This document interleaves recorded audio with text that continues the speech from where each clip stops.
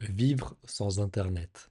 Je précise tout de suite, c'est sans internet à la maison et sans internet sur le téléphone. Mais accéder à internet de manière intentionnelle, régulière, si on veut, dans des espaces publics ou chez des amis ou la famille. Et en gros, moi actuellement, je me connecte maintenant à peu près un jour sur deux. Je vais dans un espace de coworking à quelques minutes de chez moi en bus, un jour sur deux, pendant... J'essaye de faire 2 heures maximum. Et je fais ce que j'ai à faire, j'ai une liste de trucs à faire sur internet. Idéalement, je fais que ce qui est sur la liste et après je me casse. Mais ça arrive des fois que je fasse quelques trucs en plus, que je sois justement un peu happé par accaparé par une addiction en quelque sorte, parce que c'est de ça qu'on parle. Pourquoi je fais ça? Pourquoi je me prive d'avoir un accès permanent à Internet? Parce que pour moi, ça s'est révélé être une énorme distraction et plus ou moins la seule addiction que j'ai, je crois. Et pourquoi? Pourquoi j'ai cette addiction? J'en ai pas d'autres. Je trouve que c'est intéressant de prendre quelques instants pour en parler parce que on peut voir qu'il y a plein de gens qui peuvent être addicts à plusieurs choses en même temps. Et pourquoi moi j'ai que cette addiction, apparemment? Ma supposition, c'est que c'est ma sensibilité, mon hypersensibilité qui m'a préservé de la majorité des addictions qui sont possibles à travers des substances, par exemple à travers la cigarette, à travers d'autres choses qu'on peut fumer, à travers l'alcool, pour rester un peu... même le sexe en fait. Mis à part le... je suis plus accro, tu vois. J'ai été plus accro à l'excitation. Parce qu'en fait, je crois que c'est surtout ça, quand on a une addiction au sexe, c'est surtout l'excitation. C'est pas vraiment l'acte en soi, c'est ni l'orgasme, c'est vraiment l'anticipation et l'excitation qu'il y a avant de passer à l'acte, je pense. Et l'excitation qui peut demeurer, s'amplifier pendant l'acte. Donc tout ça, ça relève de la dopamine finalement. C'est juste une addiction à la dopamine. Et je pense que ma sensibilité, donc je vais me répéter là, mais enfin, je vais pas me répéter justement. Pourquoi ma sensibilité ne m'a pas préservé de l'addiction à Internet et aux écrans? Parce que j'ai une tolérance qui s'est... Enfin, j'ai une certaine tolérance, on va dire. Et pourquoi? Parce que j'ai été exposé aux écrans assez jeune dans ma vie. Heureusement, j'avais quand même... je crois que ça, j'avais... Quand j'ai eu mon premier ordinateur, je me rappelle, je crois que c'était en 98, 1998, j'avais... J'allais avoir 11 ans.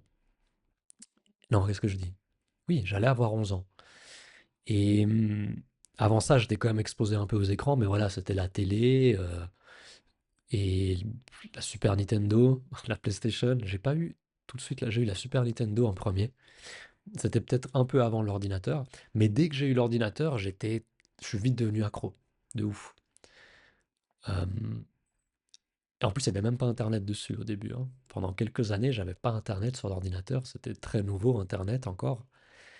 Mais par contre, j'ai été addict, tu vois. Enfin, je passais pas mal de temps à jouer à à des jeux vidéo.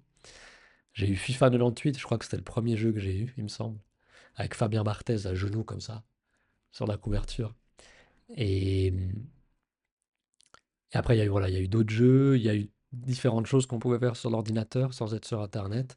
Je sais pas, j'étais fasciné, et puis voilà, j'ai trouvé mon compte avec ça. Et ma mère, je me souviens que ma mère, elle essayait de contrôler cette addiction. J'avais une arme, mon ordinateur, il est dans une armoire qu'on pouvait fermer comme ça avec deux portes et fermer à clé. Mais c'était un truc basique, tu vois, c'était pas une vraie serrure ou quoi.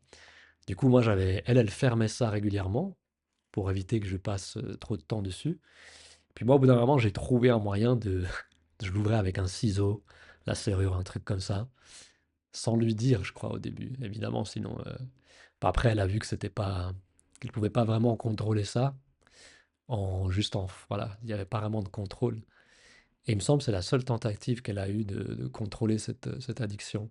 Bon, après, elle était un peu derrière moi, elle essayait, tu vois, de quand même me rappeler à l'ordre en quelque sorte. Mais c'était impossible à éviter. Je suis devenu accro.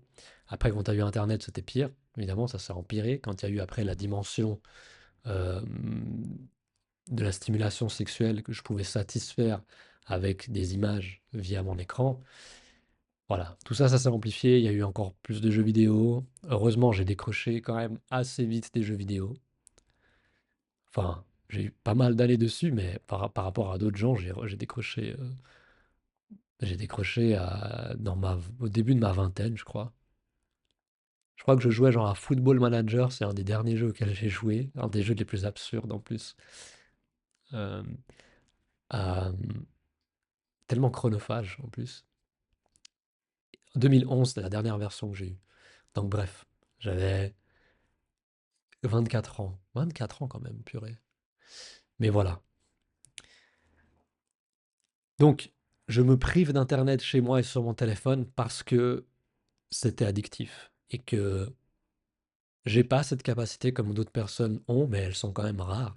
Je pense que c'est des personnes qui sont nées avant, enfin qui ont vécu une, une plus longue période de leur vie par rapport à moi sans internet, parce que ça n'existait pas. Je pense que c'est ces gens-là qui ont la capacité aujourd'hui, plus facilement, on va dire, d'avoir internet chez eux, mais de pas ou d'avoir des écrans, tu vois, mais de pas être accro et utilisé de manière trop inconsciente pour de la dopamine, tu vois, les écrans.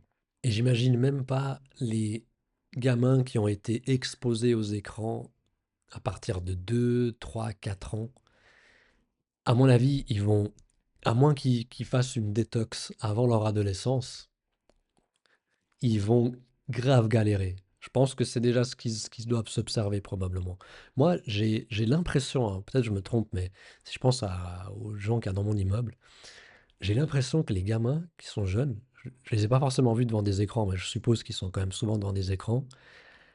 J'ai l'impression qu'ils grandissent pas en fait, qu'ils ont un retard, tu vois, qu'ils devraient, je me dis, mais ils devraient parler aujourd'hui.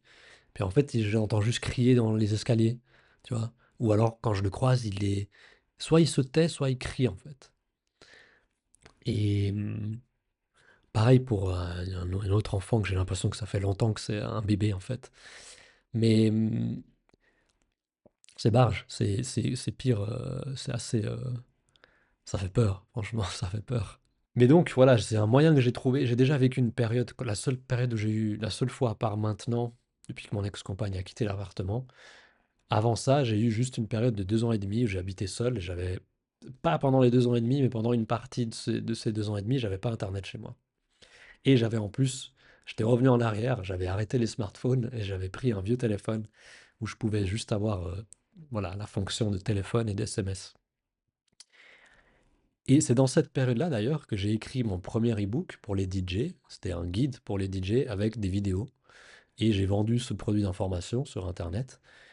Et je sais que j'ai encore le souvenir de comment j'étais focus à cette période parce que j'avais pas internet chez moi, quoi.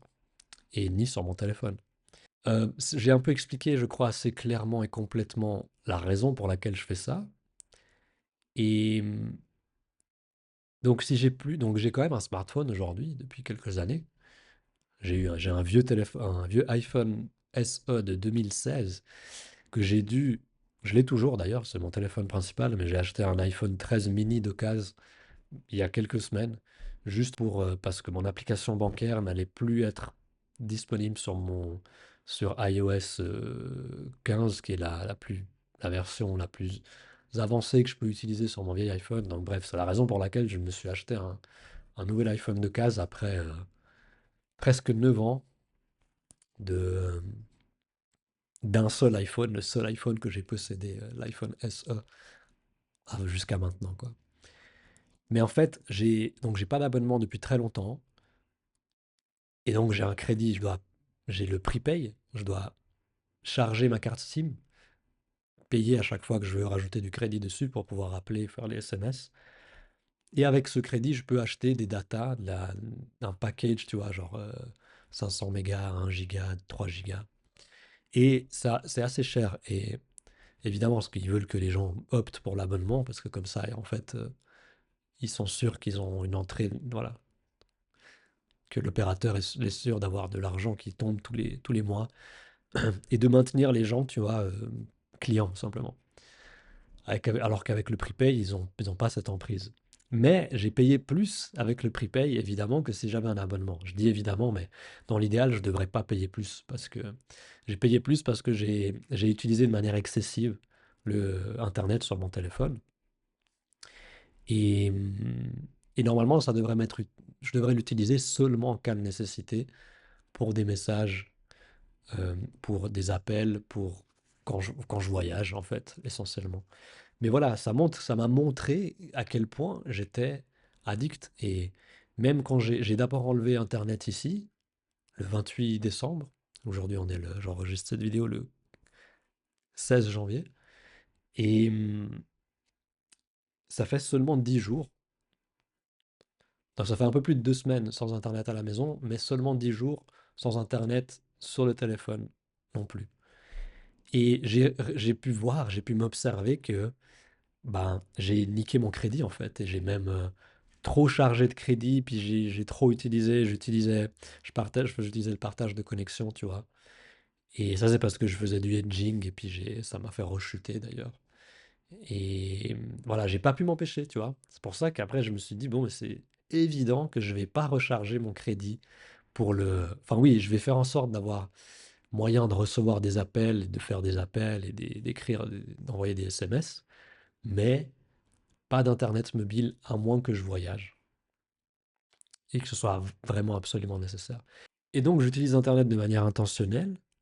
L'autre truc à dire au niveau d'organisation, c'est que j'ai averti les quelques personnes, il n'y en a pas beaucoup, qui font partie de mes proches et qui pourraient s'inquiéter si je réponds pas tout de suite, tu vois, ou s'ils m'écrivent ou ils m'appellent sur WhatsApp parce qu'ils ont l'habitude de faire ça comme ça.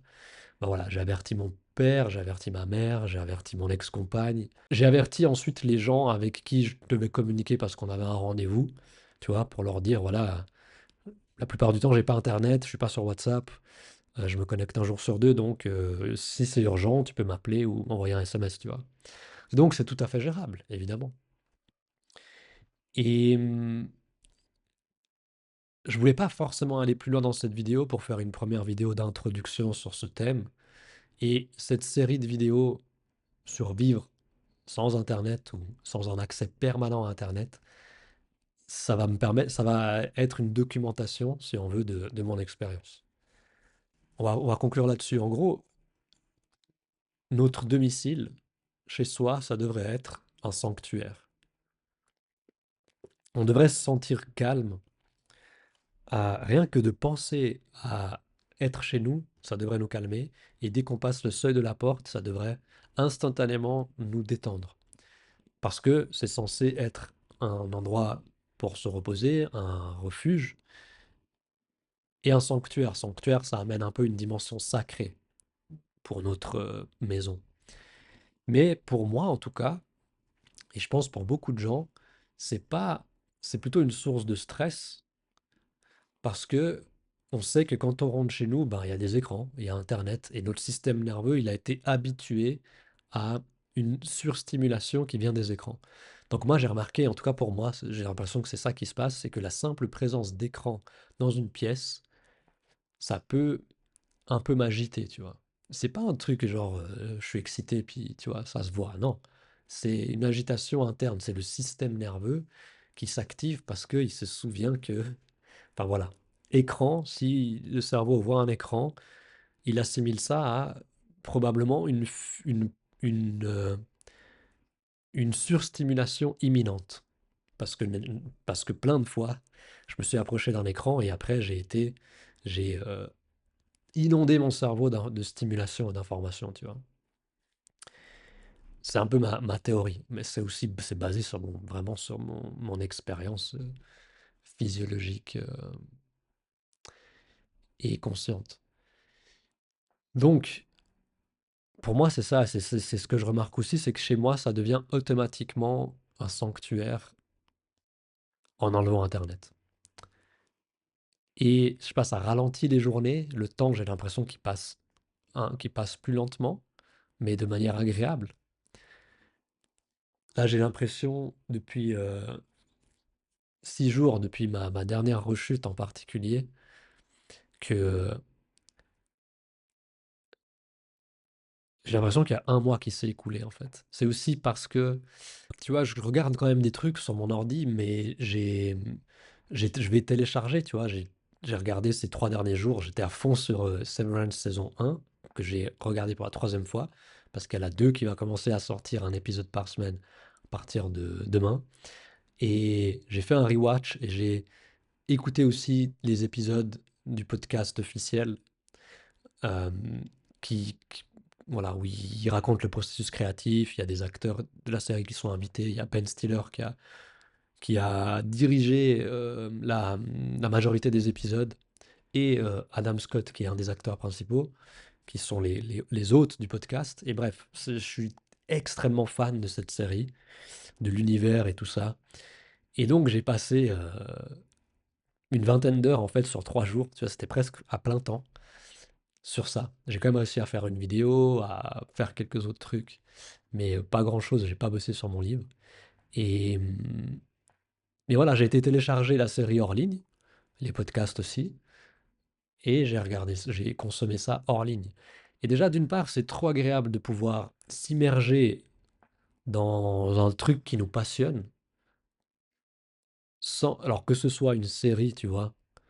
Après, moi, je précise que j'évite les séries qui ont trop de saisons parce que je sais que je vais y laisser trop de temps, que ça va être addictif et que ça va vraiment fragmenter ma vie en fait et que c'est pas nécessaire, tu vois. Et je préfère regarder des films de temps en temps ou alors des séries qui sont vraiment courtes. Voilà, c'est vraiment saison 1, il n'y a que 9 épisodes. Je pense pas qu'ils vont faire des saisons avec plus que 10 épisodes, à mon avis. Ou s'ils le font, dans tous les cas, je crois pas que c'est une série qui va durer 10 saisons.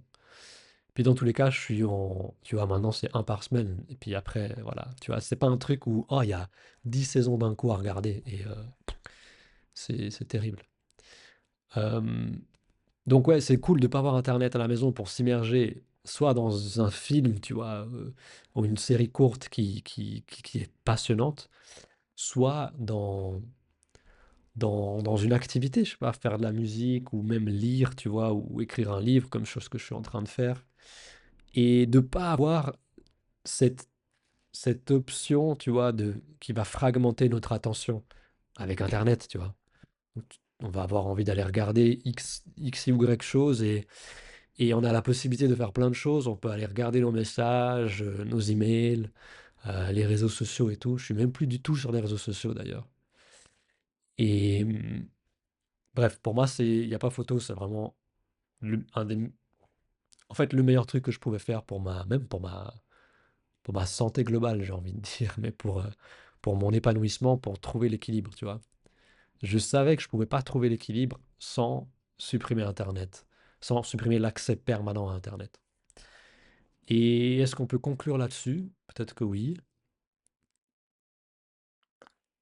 Voilà, moi, ça me calme, tu vois. Je me sens déjà beaucoup plus calme après quelques jours sans Internet.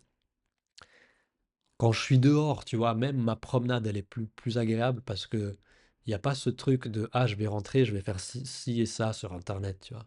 Non, j'ai beaucoup moins de choses à faire en fait chez moi parce qu'il n'y a pas Internet et que après je fais une liste et voilà, quand je vais me connecter, j'ai un temps plus ou moins limité et j'ai une liste, voilà, je vais essayer de faire que ce qu'il y a sur la liste. Et ça permet d'utiliser Internet et les écrans de manière beaucoup plus intentionnelle.